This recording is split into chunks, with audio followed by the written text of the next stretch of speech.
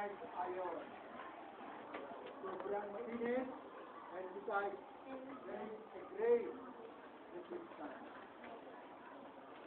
Ang lead is malamig. So that's why it should be equilibrium. Now, we have 60 ampere. We have 1 ampere. So pag ginagamit yung mga yan, it's used as main switch. Pero ang 50, pero ang 30. This is for the power for the light. Light. Ano yung power? Kung saan sinasaklap yung mga appliances.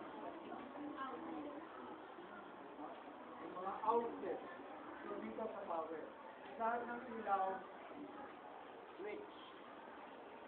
Kaya pagka ikaw ay nagpagawa ng bahay, see to it na separate ang convenience outlet sa ilaw. So that is very effective in power. Hindi ma-apektuhan ang ilaw. Kung masira ang ilaw, hindi ma-apektuhan ang ilaw. Ang iba nga ay bukod yung ilaw, yung general switch sa lakas. Ito ang kanyang ginagawa. Kaya tayo natawag na on-out fuse.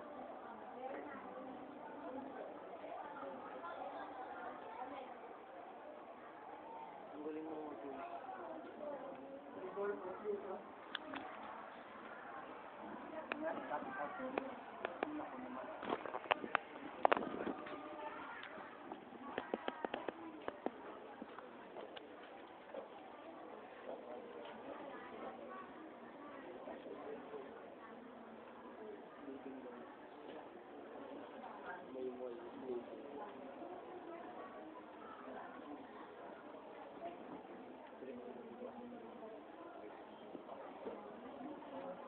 Ampere. Ahora para que no tenga velocidad.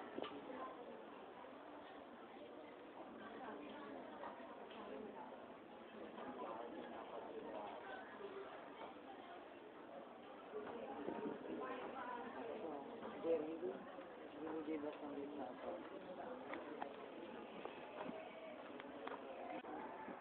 So kaya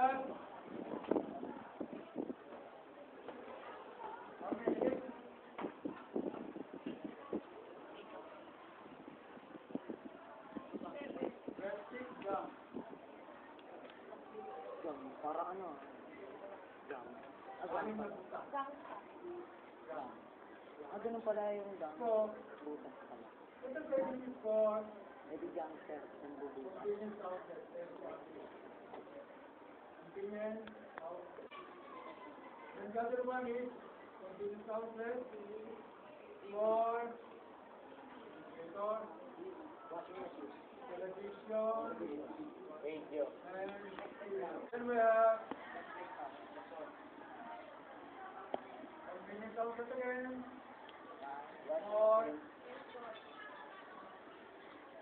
dito ko sila meron tapos ulit for microwave order. And we have light. Ilaw sa loob ng kwarto, sala. Then ilaw sa labas. Light.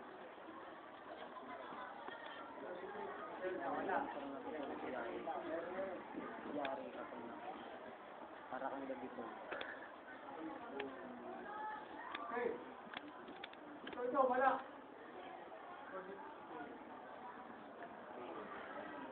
Okay. Ang pag-a-repair ba? In case of trouble, meron sa mga bawal, screw, pwede mong pilitan ng doon. On, pwede mong pull-out sa fuse. On. Kung ayos naman, walang problema. Nagkaroon ka ng extension sa likod. Ito pwede.